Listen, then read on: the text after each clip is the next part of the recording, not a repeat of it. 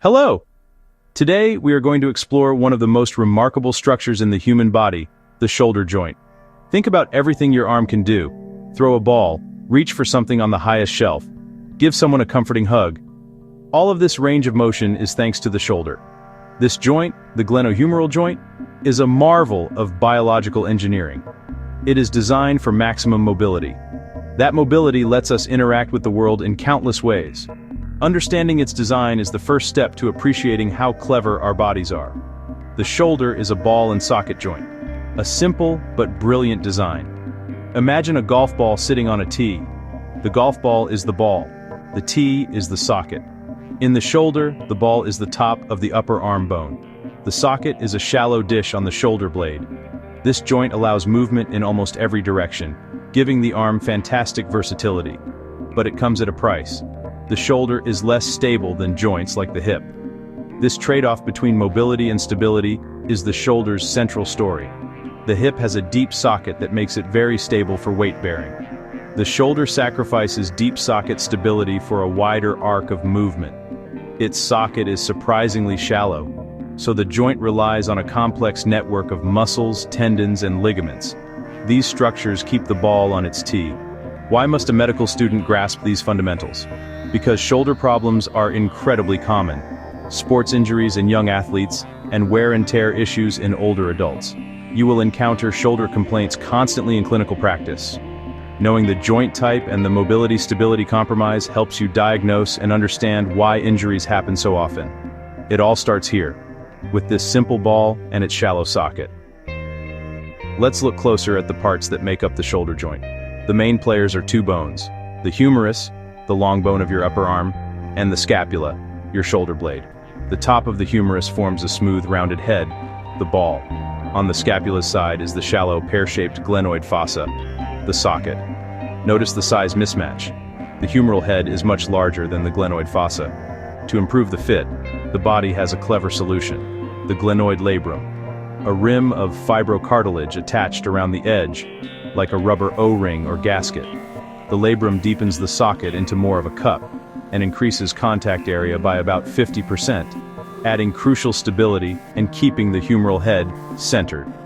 Both the humeral head and glenoid fossa are covered in smooth, articular cartilage, allowing them to glide with very little friction. Bones and cartilage alone cannot hold a joint together. Ligaments are tough fibrous bands that connect bone to bone. The glenohumeral ligaments form three bands: superior, middle, and the inferior, the most important, acting like a sling. The coracohumeral ligament is a strong broad band from the coracoid process to the top of the humerus. Its main job is to support the arm against gravity, preventing downward slippage. Together, these ligaments form a protective web, relatively loose for range of motion, but tightening at movement extremes to prevent damage. While ligaments provide static stability, the real key to the shoulder's function and dynamic stability comes from its surrounding muscles. The most famous group here is the rotator cuff. Not one muscle, but four: supraspinatus, infraspinatus, teres minor, and subscapularis. Their tendons fuse to form a cuff that reinforces the capsule, moving the arm while pulling the humeral head firmly into the glenoid. They are the active stabilizers. Beyond the cuff, larger muscles power movement: the deltoid, the rounded shoulder muscle, prime mover for abduction, plus pectoralis major and latissimus dorsi. Big muscles provide force. The cuff fine-tunes and secures.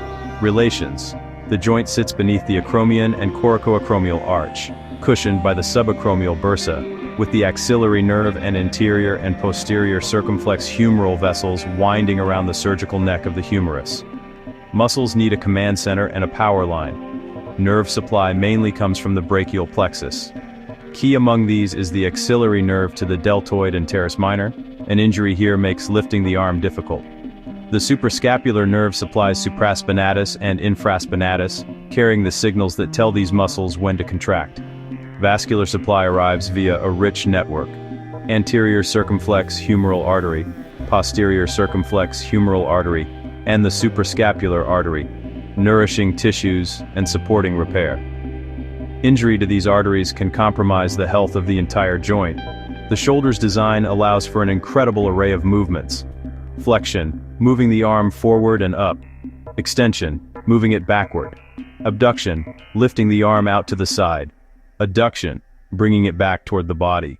Medial rotation, rotating the arm inwards. Lateral rotation, rotating it outwards. Circumduction combines all of these in a conical sweep.